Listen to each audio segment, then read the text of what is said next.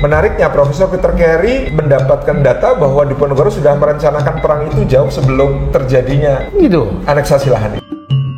Perang Diponegoro 1825 hingga 1830, pemberontakan terbesar melawan Belanda. Bayangkan tanah Jawa dibakar oleh semangat perlawanan 5 tahun, lebih dari 200.000 jiwa melayang. Inilah perang Diponegoro, bukan sekadar pemberontakan, tapi perang suci melawan penjajahan, kehormatan, dan pengkhianatan. Jika kamu pernah mendengar nama Pangeran Diponegoro, seberapa banyak kamu tahu tentang perjuangannya? Ayo kita telusuri bersama.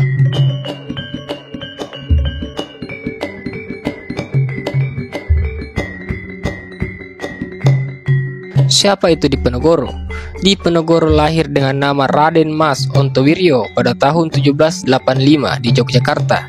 Ia adalah putra dari Sultan Hamengkubuwono III, namun sejak kecil memilih hidup sederhana dan menjauh dari kehidupan istana. Diponegoro lebih dekat dengan rakyat kecil dan dikenal sebagai sosok religius dan karismatik. Ia sering bermeditasi dan tinggal di lereng Gunung Merapi, menyatu dengan alam dan rakyat. Melihat ketidakadilan yang menimpa rakyat, terutama akibat sistem pajak dan kerja paksa dari pemerintah kolonial Belanda, Diponegoro mulai mengubarkan semangat perlawanan. Ia tidak hanya dipandang sebagai pemimpin politik, tetapi juga sebagai pemimpin spiritual yang diyakini memiliki misi suci.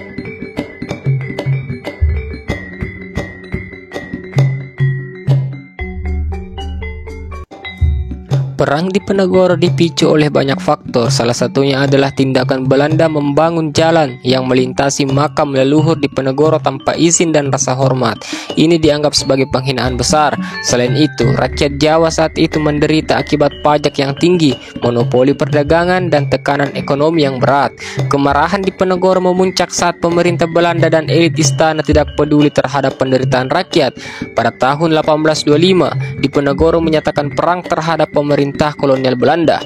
Perang ini segera meluas dan menjadi salah satu perang terbesar dalam sejarah Jawa.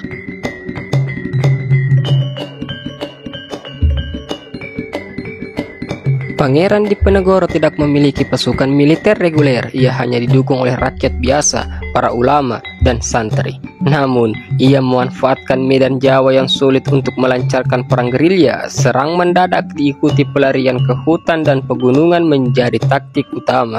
Wilayah pertempuran menyebar di berbagai daerah seperti lereng Merapi, Gunung Kidul, dan wilayah selatan Jawa. Rakyat yang merasa senasib, sepenanggungan, bergabung dalam perlawanan. Pasukan Diponegoro sangat sulit ditaklukkan karena mereka mengenal medan dengan baik dan memiliki semangat juang yang tinggi.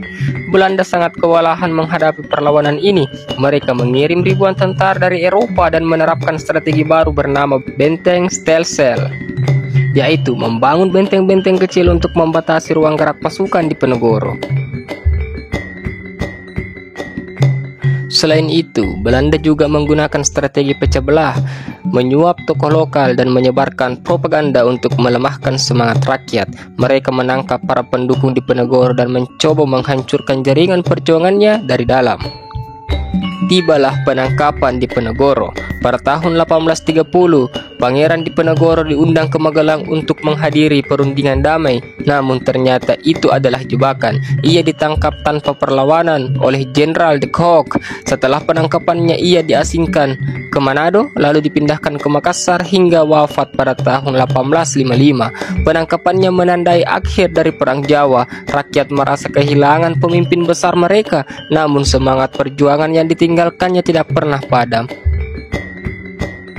Dampak perang Diponegoro. Perang ini menyebabkan kerugian besar bagi kedua belah pihak. Sekitar 200.000 rakyat Jawa tewas dan 15.000 tentara Belanda kehilangan nyawa.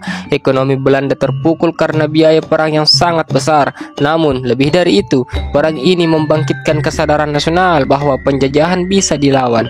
Perang Diponegoro menjadi inspirasi bagi generasi selanjutnya untuk terus berjuang melawan penjajahan. Nama Diponegoro dikenang sebagai simbol keberanian dan keteguhan hati mati. Perang Diponegoro adalah kisah tentang keberanian yang melampaui batas, tentang semangat rakyat yang tak pernah padam, dan tentang seorang pangeran yang memilih jalan perjuangan daripada kekuasaan. Hari ini, kita tidak lagi mengangkat senjata, tapi semangat perjuangan itu tetap relevan, melawan ketidakadilan, memperjuangkan kebenaran, dan menjaga martabat bangsa. Bayangkan jika semangat Diponegoro hidup di dalam dirimu, dan apa yang akan kamu perjuangkan hari ini.